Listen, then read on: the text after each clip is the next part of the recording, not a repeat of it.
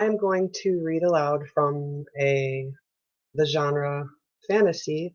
This is a book that I really enjoyed. This is called Magic by Angie Sage, and I'm reading it with permission from Scholastic. Magic, Septimus Heap, Book 1.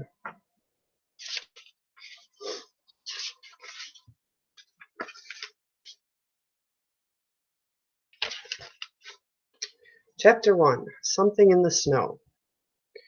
Silas Heap pulled his cloak tightly around him against the snow. It had been a long walk through the forest, and he was chilled to the bone. But in his pockets he had the herbs that Galen, the physic woman, had given him for his new baby boy, Septimus, who had been born earlier that day. Silas drew closer to the castle, and he could see the lights flickering through the trees as candles were placed in the windows of the tall, narrow houses clustered along the outside walls. It was the longest night of the year, and the candles would be kept burning until dawn to help keep the dark at bay. Silas always loved his walk to the castle.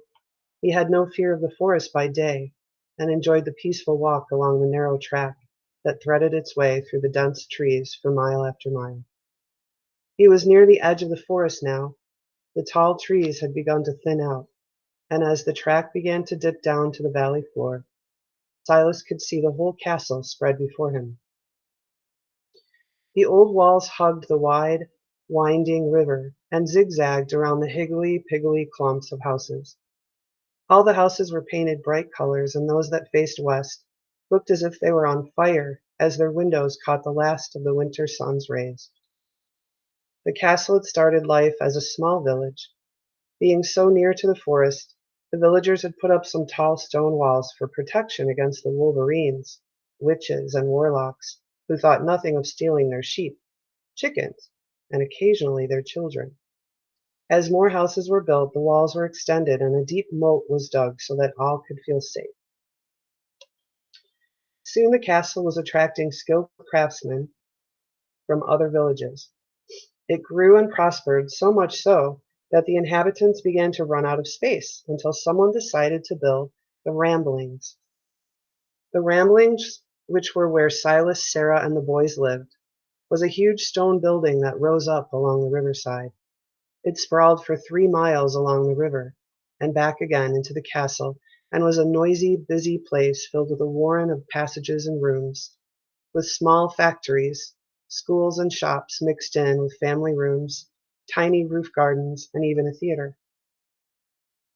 There was not much space in the Ramblings, but people did not mind. There was always good company and someone for the children to play with. As the winter sun sank below the castle walls, Silas quickened his pace. He needed to get to the north gate before they locked it and pulled up the drawbridge at nightfall. It was then that Silas sensed something nearby, something alive, but only just. He was aware of a small human heartbeat somewhere close to him. Silas stopped. As an ordinary wizard, he was able to sense things, but as he was not a particularly good ordinary wizard, he needed to concentrate hard. He stood still with the snow falling fast around him, already covering his footprints. And then he heard something. A snuffle, a whimper, a small breath. He wasn't sure, but it was enough. Underneath a bush beside the path was a bundle. Silas picked up the bundle, and to his amazement found himself gazing into the solemn eyes of a tiny baby. Silas cradled the baby in his arms and wondered how she had come to be lying in the snow on the coldest day of the year. Someone had wrapped her tightly in a heavy woolen blanket, but she was already very cold. Her lips were a dusky blue, and the snow dusted her eyelashes. As the baby's dark violet eyes gazed intently at him, Silas had the uncomfortable feeling that she had already seen things in her short life that no baby should see. Thinking of his Sarah at home, warm and safe with Septimus and the boys, Silas decided that they would just have to make room for one more little one. He carefully tucked the baby into his blue wizard cloak and held her close to him as he ran toward the castle gate. He reached the drawbridge just as Gringe, the gatekeeper, was about to go and yell for the bridge boy to start winding it up. "You're cutting it a bit fine," growled Gringe. but you wizards are weird. What do y'all want to be out for on a day like this? I don't know."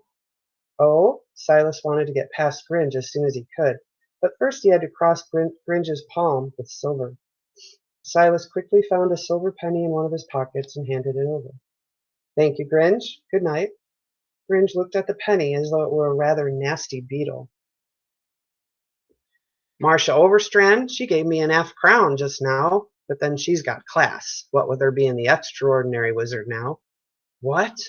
Silas nearly choked. "Yeah, class, that's what she's got."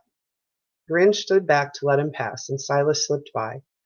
As much as Silas wanted to find out why Marcia Overstrand was suddenly the extraordinary wizard, he could feel the bundle beginning to stir in the warmth of his cloak, and something told him that it would be better if Gringe did not know about the baby.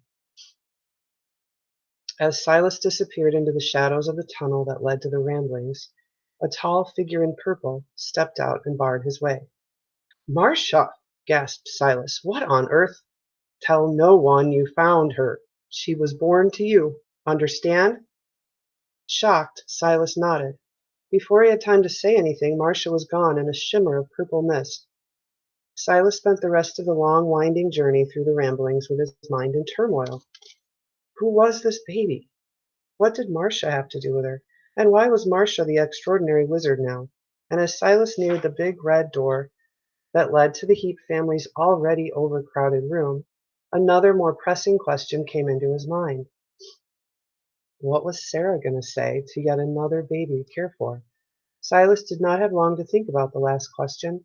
As he reached the door, it flew open, and a large red-faced woman wearing the dark blue robes of a matron midwife ran out, almost knocking Silas over as she fled. She, too, was carrying a bundle, but the bundle was wrapped from head to toe in bandages, and she was carrying him under her arm as if he were a parcel and she was late for the post. "Dad!" cried the matron midwife. She pushed Silas aside with a powerful shove and ran down the corridor. Inside the room, Sarah Heap screamed. Silas went in with a heavy heart. He saw Sarah surrounded by 6 white-faced little boys, all too scared to cry. "She's taken him," said Sarah hopelessly. "Septimus is dead, and she's taken him away." At that moment a warm wetness spread out from the bundle that Silas still hid under his cloak. Silas had no words for what he wanted to say, so he just took the bundle out from under his cloak and placed her in Sarah's arms. Sarah Heap burst into tears. Stay tuned for more.